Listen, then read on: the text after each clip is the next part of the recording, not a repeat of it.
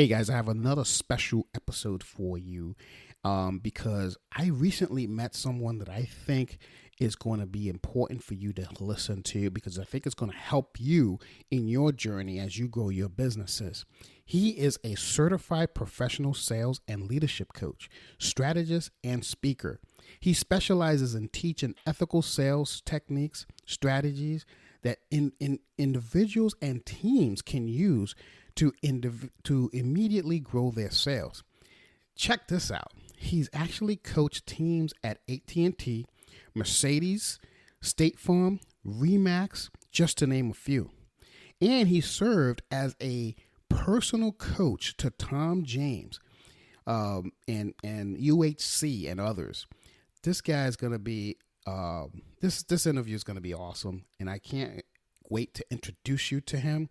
So, without further ado, this special episode starts right now.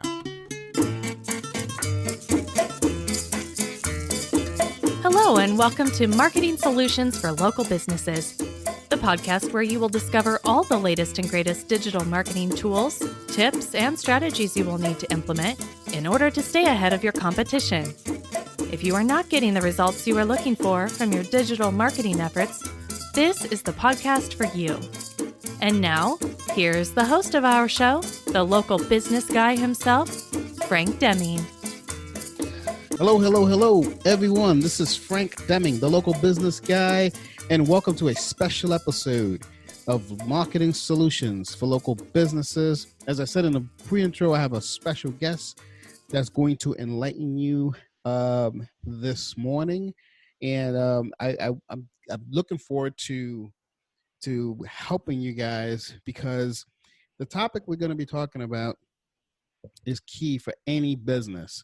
And I know I'm going to be going a little bit off of my normal topic, which I like to do from time to time just to keep everybody interested. And this is not going to be a digital marketing call, but yet is going to be more of an educational call from a business standpoint in general. So that's the important thing. We always have to stay fresh. And we also always have to stay current, especially now that we're dealing with a pandemic. Although we're all going in through different phases and getting out of it and all, but we still got to stay fresh and current. But before I formally introduce our special guest for today, let me do some housekeeping. As you know, if you want to be a guest on my show, feel free to give us a call at 888-416-7752 or give us an email at info@lbmsllc.com. And we will put you on the schedule to be a guest. Also, if there's a particular topic that you want us to cover, you do the same thing. You give us a call, 888-416-7752. Or send us an email at info@lbmsllc.com. One last thing before I introduce my guest is if you are a podcast junkie, just like me, you've probably thought about starting your own podcast. Well, I can tell you that starting a podcast was one of the best decisions that I've made. However, it can be a little overwhelming if you do not know how to get started. That's where Buzzsprout comes in. Buzzsprout is by far the easiest and best way to launch and promote a podcast. In fact, they have already helped over 100,000 people successfully launch and promote a podcast. They will ensure that your podcast is distributed to every major podcasting platform like Apple, Spotify, and Google Podcasts, just to name a few. Not to mention, they will even provide a great-looking podcast website with awesome audio players that will easily be embedded into your own website.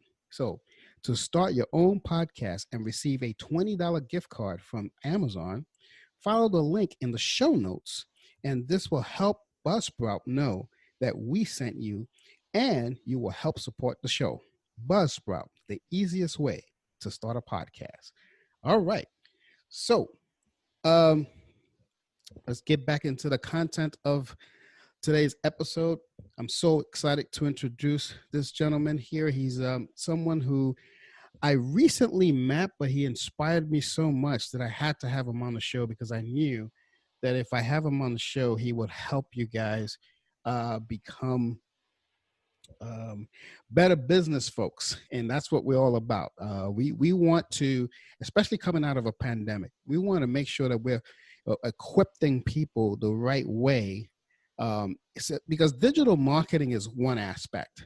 But I'm going to tell you one thing that I learned from a lot of people while I was growing up in my business journey is that marketing is one piece, but mindset is the important piece. And not to say that this person is going to talk to us about mindset, but that's the other piece that we have to get right. So along those same lines, I'm going to introduce this gentleman. His name is Bobby Reyes. Bobby, can you say hello to my friend, to my audience here? Hello, everybody. Thanks for having me, Frank. I'm Hey, glad I'm back. Thank you for having me. hey, thanks for coming. Thanks for coming. I really appreciate having you on the show. So I gave a little bit of your story in the pre-intro, as you know, but why don't you, in your own words, can you tell us who Bobby Reyes is? Well, that's probably going to take longer than we have, but to That's distill it okay. to the basics, I am a student of the game for 25 plus years, and that game being mind stuff. I've been in the exciting world of sales and business for over 25 years, and what really started it all for me was a book that was handed to me when I was probably 19 years old. I was selling health club memberships, and the guy gave me a book called Think and Grow Rich by Napoleon Hill. And that was probably what started it all. I think that's the book that started it all for a lot of people. And then from there, the second book was Awaken the Giant Within by Tony Robbins. So those two books made a great impact on me, and I read through them. I was touched by them. I was inspired by them, and then I kind of put them down. And then the recession happened, right? And during the recession, I happened to be selling medical device and medical equipment, and I realized that I needed to be a psychologist, before I could even start talking about the features and benefits of the products. So I went back to my books and realized that what was really happening at that time, not unlike what's happening now, is a lot of uncertainty.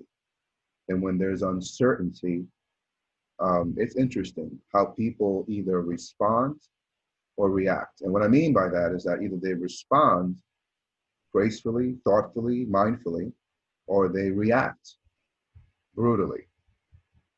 And I think a lot of us on this call know, some of the examples of, reacting, brutally without really thinking things through. Right. And I think the main reason for that is because they're not able to look beyond, what they feel their options are. Right. And, the idea of a stretch, a psychological stretch, is what really took me on my journey. And I went out and I learned the Firewalk. I learned how to inspire others through the Firewalk. I actually trained for the guy Birkin out in California. Oh, and really? Experience in and of itself. Yeah. That's awesome. Yeah. And I brought that back to people, and it just created a paradigm shift, for lack of a better term. And I'll tell you one thing, once you can see yourself, walking on hot coals, there's very little that you feel you can't do after that. And there's very little that you feel you can't learn after that. We used to call it the match for any fear walk. That's great. Play on words. That's awesome. That's Yeah. awesome. I like that. Yeah. So I understand you have a book, and I'm going to have a link to that book on the show notes so people can get a hold of it. But briefly, what's the book about? I know it's called Firewalk, correct? Yeah. Firewalk and the 6 tenets to get more of what you want. And that book just uses the Firewalk as a metaphor for change, a metaphor for the psychological stretch, right? In order to do more, you have to within you feel that you can do more, right? Right. One of my favorite books is As a Man Thinketh by James Allen. And Yep. in that book, he says, the will to do springs from the knowledge that you can do. And really, said plainly, what they're really saying is that whether you believe you can or whether you believe you can't, you're right, Mm-hmm. right? And oftentimes, when you start to change the way you look at things, the things you look at begin to change. Correct. Correct. That is true. Now, at the pre-intro, I introduced you as a leadership coach. Can you give us a little um, indication as to what that is? I mean, we have a inkling, but from your own words, what is a leadership coach? Leadership can take on many forms, right? We're leaders in our families, leaders in our communities, Right. leaders in our business.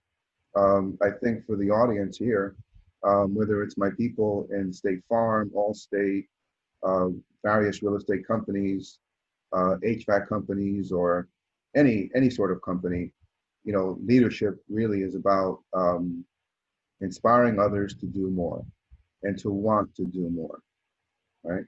Yeah. There's a big difference between management and leadership. And some of the principles that I go through with my leaders are direct responses to Bobby, I can't get my people to do A, B, C. I've been telling them this. I feel like a broken record. They're like children. I tell them what they have to do and they don't do it, right? I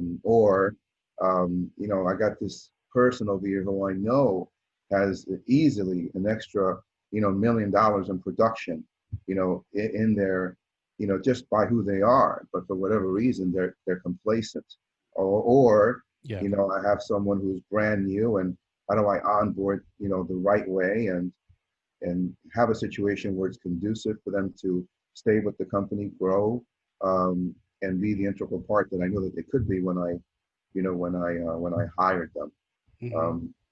So the idea of leadership, to make a long story short, is just motivating and inspiring others, whether it's in your own household or in your company or in your community, to do more, to show up, right? To Yeah. show up, to raise your standard, of what's possible. Once Yeah. your own standard, there's almost nothing you can't do. That's true. That's true. You gotta raise your standard. Especially, I think something like that is important, especially in this time where, things are not normal. Um, at least what we used to define as normal, it's no longer that way. I saw some on Facebook, a good friend of mine who's very, I don't want to say vain, but that's the only word that comes to mind right now. And she put a picture on Facebook because where she is, they opened up the salons already, and she was like, finally getting my hair done. And I was when I hadn't seen her in a while, and I was thinking to myself, wow, she must have really been suffering. but but through that, she's also a businesswoman, by the way. This is why I'm bringing her up. Through that, I'm just thinking, how is she handling it? Because I know everything about her was about appearance and about her hair and this and that, and not being able to do it. I mean, it was such an important thing to her that the first time she did it, she posted up on Facebook so the world to see, hey, I'm back. You know what I mean? So yeah, it's definitely changed, and it's all about becoming a new person, reinventing yourself over and over again. And I guess that's a good way of saying leadership. But out of curiosity, I'm a student of coaching as well. I'm a big fan of it. Um, I attribute my successes in business because of the coaching that I have invested in. I myself have invested in Tony Robbins, so I applaud you for that. So, although I went to the business side, business mastery 1 and 2, Yeah. but anyway, he during my journey, one of the coaches that I had, he was always talking about, you got to stretch, Can you give us some indicate, I mean, he had an opinion about it, and he had a definition around it. I'm curious to know, from your position as a coach, what does it mean to stretch? Mm, mm. Well, I tell you, it's interesting because what it means to stretch is really a personal journey for everyone. But if I could draw from a metaphor that those of us that are seminar junkies are very familiar with, it's that exercise that they do when you kind of have everybody stand up and then they tell you to raise your right hand, right, as high as you can in the air, right? And then not more than a few seconds later, they tell you, raise it a little bit higher. And Yeah. I'll be gosh darn if not almost the entire room doesn't raise their hand a little bit higher the second time around. Hmm. And if you really look at that, if you really look at what that's saying, what that is really exemplifying is that there's more there. There's more there than you think there is. You were just asked to raise your hand as high as you could. Yeah. And then yet there is more there because when they ask you to raise it higher, you are able to raise it higher. So the idea is that give everything that you can and then turn around and give even more because there's more there. When somebody says to me, I've done everything I can to save my business, to save my relationship, to reach out to my children, to be a better person, to stop smoking, to get in shape, realize one thing, if they haven't reached their goal, they have not done everything that they can do because there's always one more thing that they can do. And that list is infinite. So Yeah. it's just that. Yeah, that's funny. That reminds me of a story of first, I think it was maybe either the first or the second coaching experience that I had. I was with a business coach, and he had me write down the goals, and he said, "Okay, so then, and then when you get that, then what?" And I'm like, "Oh, I'll be happy." Really? You think so? And I got to tell you, I was so green to it. I was like, this guy's crazy. Right. But now, he was right. When you get to that, then what? And you got to think of it in terms of that. But That's what you said before, Frank. It's what you said before about the idea of you know, a code of conduct, sort of like raising your standard, right? yeah, Because if you're living up to a certain code of conduct, that's really what it is right there. That's sort of the secret sauce, right? You yeah, know, it's amazing, and I know we've all seen this, right? We've seen people whose habits have made them wildly successful. And then we see others whose habits have completely ruined their lives. And we see gifted, talented people that are amazing and they never make anything out of their life. And then yeah. we see people that, by most standards, may not be as talented or gifted, but they become successes. What's the Hmm. difference? The difference is in digging into the daily activities, right? Digging into the daily activities long enough for them to actually take a hold and make a difference, right? Right. For them to become habit.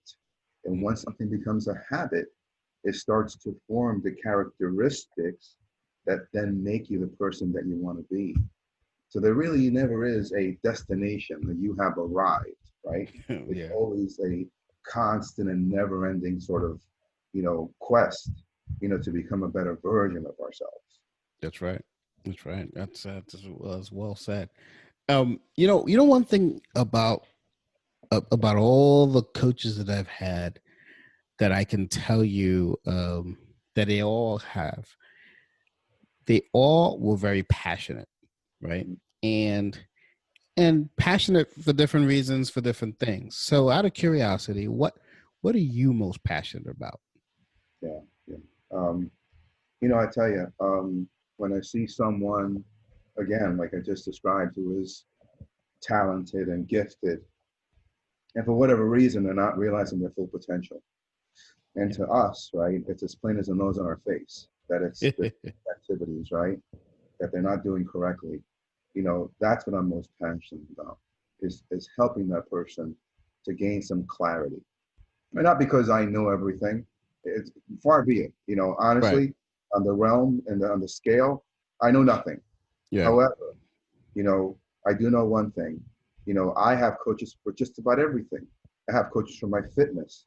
I have coaches for my nutrition, for my business, for my finances, right? Yeah. Why? Because you need the perspective from an outside source. You need the perspective from an outside source. Listen, Michael Jordan, Kobe, they have coaches, right? Right. So if they need coaches, certainly, I would be arrogant to think that I don't need a coach, or that most people on this planet that are looking for more, don't need a coach. Someone said to me a while ago, um, he said to me, "You can't read the label from inside the jar." And I had to sort of think about that. And I said, "What do you mean?" Hmm. Because, well, imagine you're inside of a glass jar and you're looking up and around. You cannot read the label from inside the jar, right? It's upside down, it's backwards, right? It Hmm. doesn't make sense. Your perspective is all skewed. And then someone else said to me, you can't see your own blind spots. And it's the same thing. We're Yeah. all walking around with blind spots. We're all walking around doing the same thing month after month, year after year.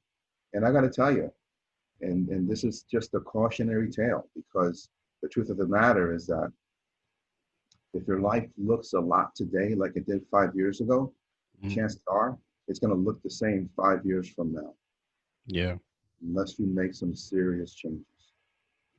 Along those lines, let me ask you this: do you think there are people out there that are not teachable, that are not coachable, or whatever, however you want to phrase it? Is that It's a great question, Frank. It's a great question. And as a coach for many years, one that I can answer accurately. I think that people are coachable at different times of their life. okay? So Right? you're coachable, but maybe you're not coachable right at that moment. But then maybe 2 years down the road, 5 years down the road, bam, you're coachable. Yeah, yeah. And I tell you what, unfortunately, and that's what we try to get ahead of, right?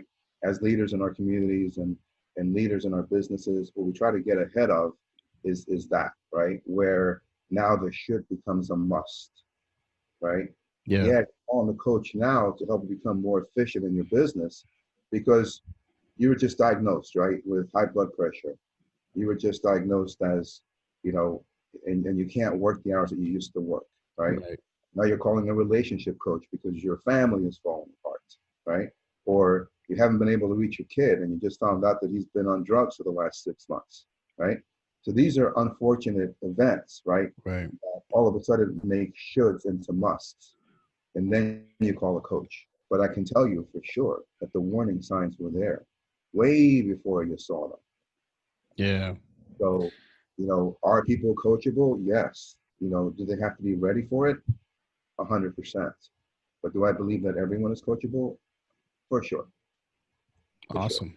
Well, thanks. I was curious about that. Out of curiosity, who do you work with? What's your ideal client? What's your typical client that you work with?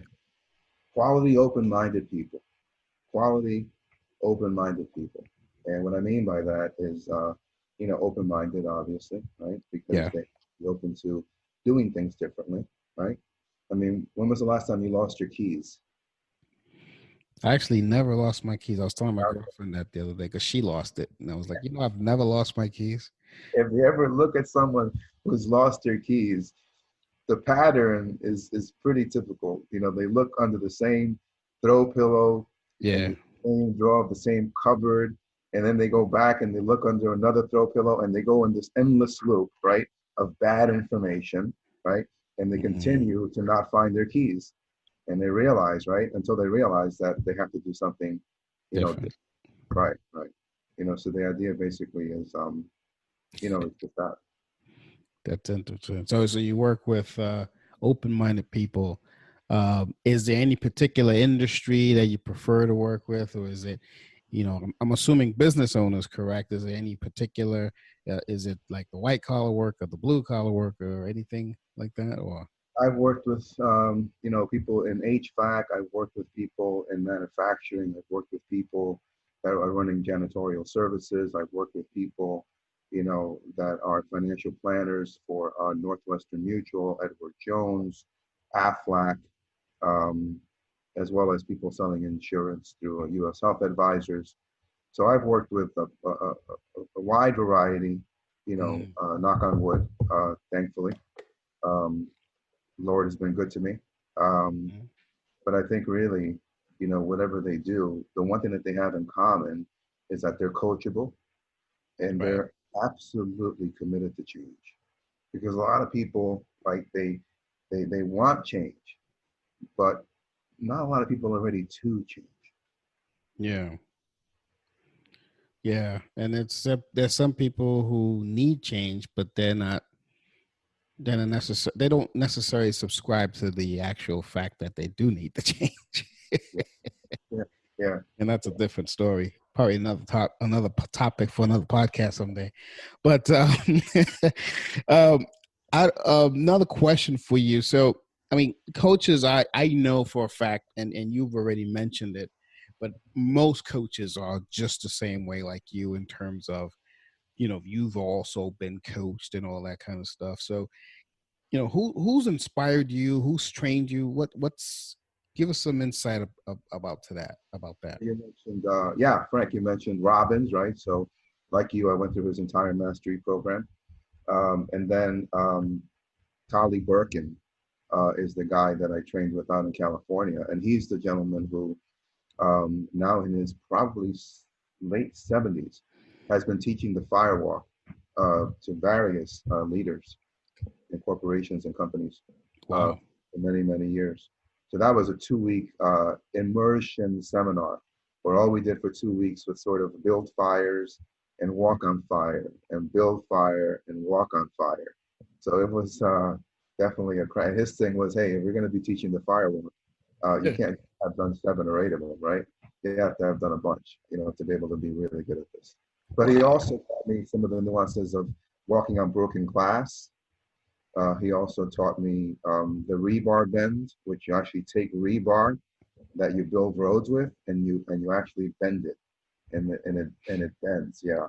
Right. There's Right. another exercise that I love that's called the arrow of intention, and that's just a straight arrow that you would use, in archery, and you put one end against your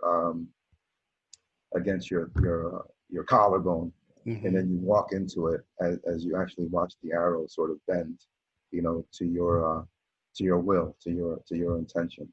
But that's one guy. What? Yeah, Marshall Silver's another guy out in Vegas. And another guy is Bouchard, and of course Belford, right? The Wolf of Wall Street. Oh Um, yeah, yeah, yeah, yeah. yeah, Uh-huh. yeah, yeah, Okay. yeah. Well, those are all top-notch people. So we know you're well equipped. Earlier we talked a little bit about stretching, and I want to talk a little bit more about that. But um, before I do that, remember, guys, if you want a copy of his book, it's going to be on the show notes. Next to the title there in the show notes. So, want to reach out to that, just go ahead and grab it. So, let's go back to stretching because I like the whole stretching thing. It's pretty interesting. I am going to stretch you now. So, so if you allow me to, in other words, I just would like you to share with me and the audience what's the big secret to make your life work. What is that? Because in coaching, it's got to be, we always talk about change, right? So there's always a secret to change, and I know it's probably different for everybody, but give us some roundabout things of what's the big secret to your life change. Yeah, yeah, yeah. It's a great question, and one that I pride myself in doing. I think differently. First, we have to vet out and make sure that the person is ready for change, right? Ready to change. Right. And then the second thing is just creating an environment conducive to change. What I've discovered is that most everyone that I talk to has gone through 1, 2, 3 day, what we call immersion seminars, right? Where they're Mm-hmm. immersed, in this new information, and they're very touched on a very deep level. And it's just becomes the impetus for change. What I found is that in a majority of cases, when they leave this immersion seminar, it really is just lasting a week or two at best. And that's because there is no structure. There is no accountability. There is no check-in. So when they go back and try to implement some of the strategies, as much as they may want it, oftentimes they're just not equipped. Because if you think about it, what we're really doing is we're breaking or recoding, if you will, habits that you've had for, in many cases, decades. And that doesn't happen in 3 days. It doesn't happen in 3 weeks. Hell, it doesn't happen in 3 months, right? No. So it reminds me, right? I mean, of the analogy that I think of best, from my background in the fitness industry, and that's being a personal trainer. So you could go to a physiologist, exercise physiologist, right? You can go to an endocrinologist, right? And they could figure out, how your body moves. They could figure out your BMI, right? They could figure out your body type, endomorph, ectomorph, mesomorph, whatever it is. And they'll give you this long 8-page, right, data of who you are, right? And what needs to happen. Now, if you're smart, you'll go to a quality health and fitness facility and you'll hire a personal trainer to put you on a program. Not only to put you on a program, but to be there 3 times a week to meet you and create that system of accountability. So now that action called going to the gym, right, becomes habitual, like we talked about before. Mm-hmm. So activities, so to answer your question in short, the secret sauce is that activities make the habits and habits make the person. So activities long enough over time make the habit, and then those habits make the person. Yeah. Do you think that it takes 20, because someone says it takes 21 consecutive days to break a habit? Do you think it's a lot more than that? I've heard so many different theories about this. I'm just curious. I tell you, it's a good indicator, if you're able to stick with something, for a prolonged period of time. So what I've discovered is that it does take almost a lifetime, to really maintain, right? To stay on course, right? Yeah. Right. I mean, think about it. We wouldn't dream of, getting up out of bed and not eating our breakfast. We wouldn't dream of getting out of bed and not brushing our teeth or combing our hair, right? So this is along the lines of the same, sort of grooming, right? And just like grooming, it's part of your daily activities and daily habits. Now, what I have found is that you may start with a coach, 3 days a week, and then you might only need them, maybe 2 times a week, and then maybe only once a week, and maybe only 2 times a month, right? Because as you get more familiar, more comfortable, and it becomes more part of who you are, you need less and less frequency as far as check-in. But the check-in is crucial. It's that system of accountability. It's that personal trainer meeting you there at 7:30 in the morning, right? That you paid, right? Mm-hmm. And you're there, because you know that someone is there counting on you. Yeah, you just put some shame in my game right now, because I used to go to this gym all the time, and I was pretty consistent. And I thought, even when they closed it, I got so used to doing it, I was gonna routinely do it here at home. And I got to tell you, after the first week, because I guess it's because and this is gonna sound like an excuse, maybe because it wasn't the same. I didn't have the same equipment, the same surroundings, the music blasting and stuff, and I just stopped doing it. And I've paying for it. I've been paying for it daily, so I'm dying for them to open up again so I can go, because I'm definitely a go to the gym person, not work out from home. And I should have known that, because for years I've had this I used to have a treadmill in my basement. That thing was furniture. I had an elliptical machine, and it was also furniture. So yeah, it's it's a habit that it was broken for me, and now I gotten used to not doing it, and I'm afraid I don't want to go back, and I'm going to spin down that road. But well, I tell you, with this pandemic, right, one of the main things that I started coaching people to do early on was to stay as close to their routines as possible, right? So not to work out of their beds, not to work in their pajamas, right? not to get up at a different time, not to stay up all hours of the night, right? But if they're used to getting up at a certain time, get up at that time, right? And act as if you're actually going into an office and preserve that sense of normalcy. And for those that, and are able to do that, and we're able to do that, I think as this pandemic starts to lift, they'll be in a much better position, to capitalize. And I know people that have used this time, like yourself, productively, right? To really reach out, to really make a difference, to really hone our skills, sharpen the saw, if you will. I know a gentleman who's been wanting to start to play the piano forever, and he just started to play the piano because now he has the time. He's got time. So there's stories like this, right, where people have decided, right, to think about, hey, what can I do, right, to become better. It goes back to stretching, man. You got to stretch yourself. You got to stretch your mind. Yeah, it's a shame because I think one of the things that really helped me throughout this pandemic actually is coaching, because I always remembered what my coaches told me. So I built a foundation in my business so that when things like this hit, it hurts a little bit, but it's not a huge dent. It's just a little, oh, what's that scratch there, and then just keep going.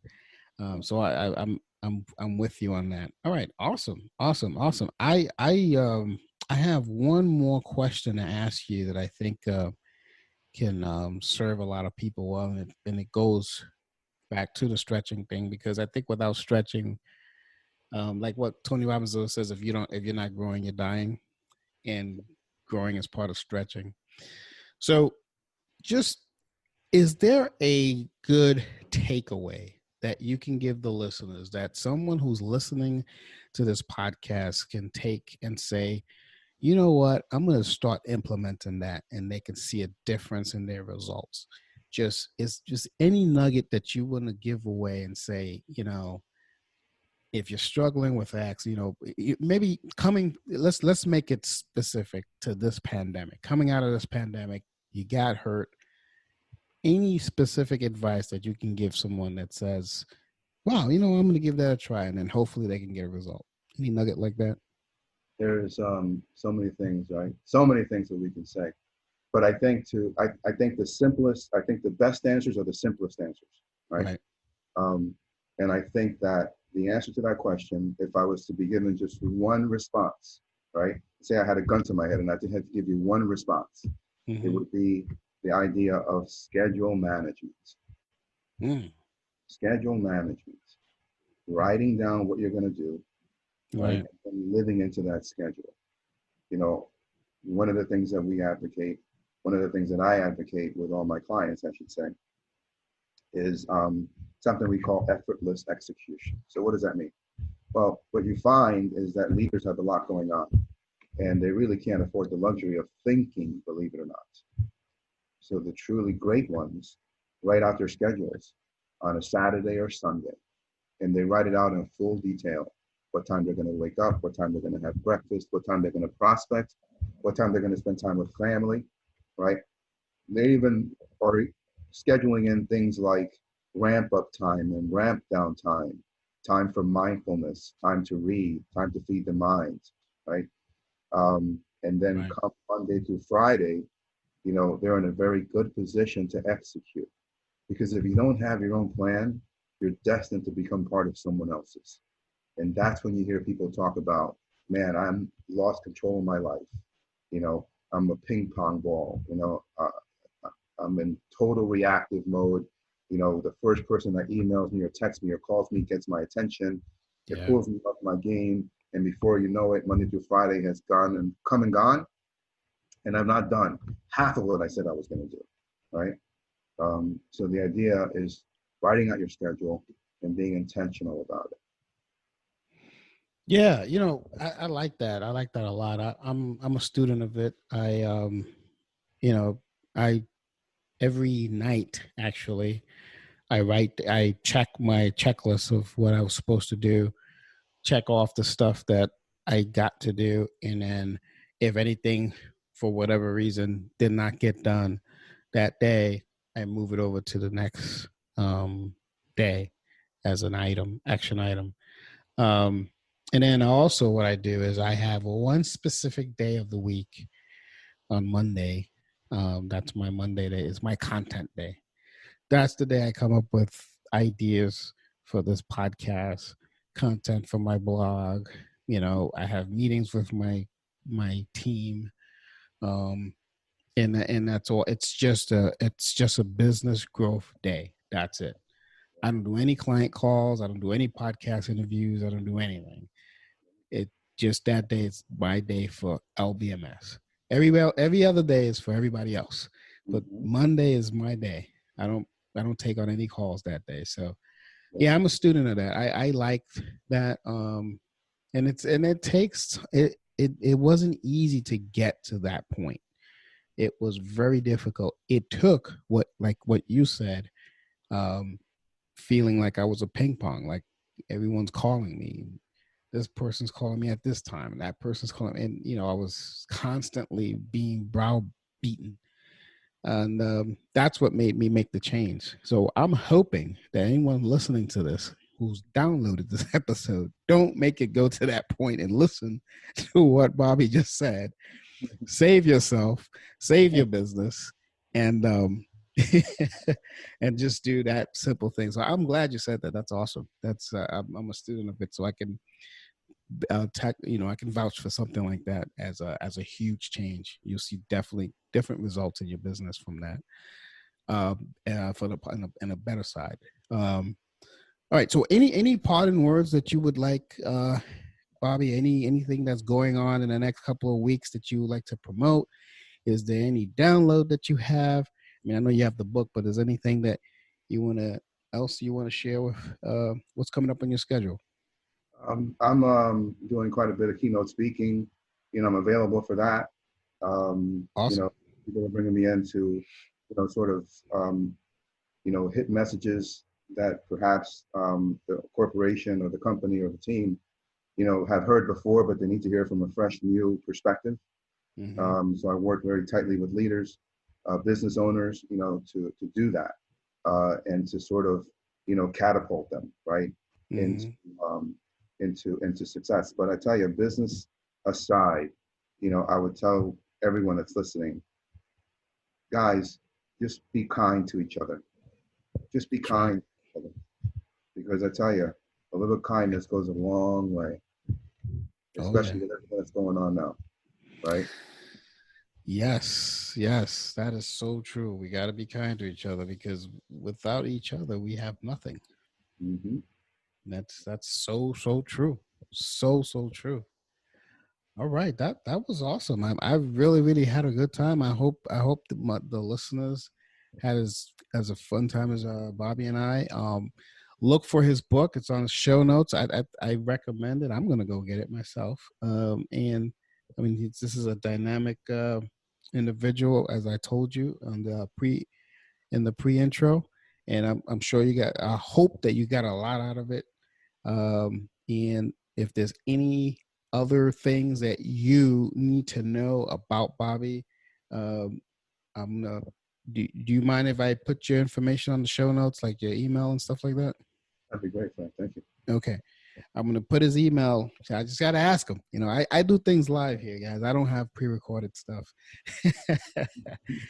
So yeah, I will put all his info on the show notes as well. Reach out to him. I think you guys will learn a lot. So with that, folks, this is Frank Deming, the local business guy, with a special episode of Marketing Solutions for Local Businesses. We will be back in the next episode with our standard programming. Until then, take care and bye for now. Thanks for listening to another episode of Marketing Solutions for Local Businesses, the podcast where you will discover all the latest and greatest digital marketing tools, tips, and strategies you will need to implement in order to stay ahead of your competition. Don't forget, any links that were mentioned during the broadcast will be available to you in the show notes, so be sure to grab them while you have the chance. Incidentally, if you have any topics that you would like for us to discuss on the show, be sure to send an email to the email provided in the show notes, or click the Contact Us link. and let us know what topic you would like us to help you with, and we'll be sure to add it to our schedule. If you would like for Frank and his team to look at your digital marketing presence and give you a free evaluation, simply click the Request a Free Consultation link in the show notes to get a hold of them. That being said, until our next episode, make it a successful digital marketing day. Peace out.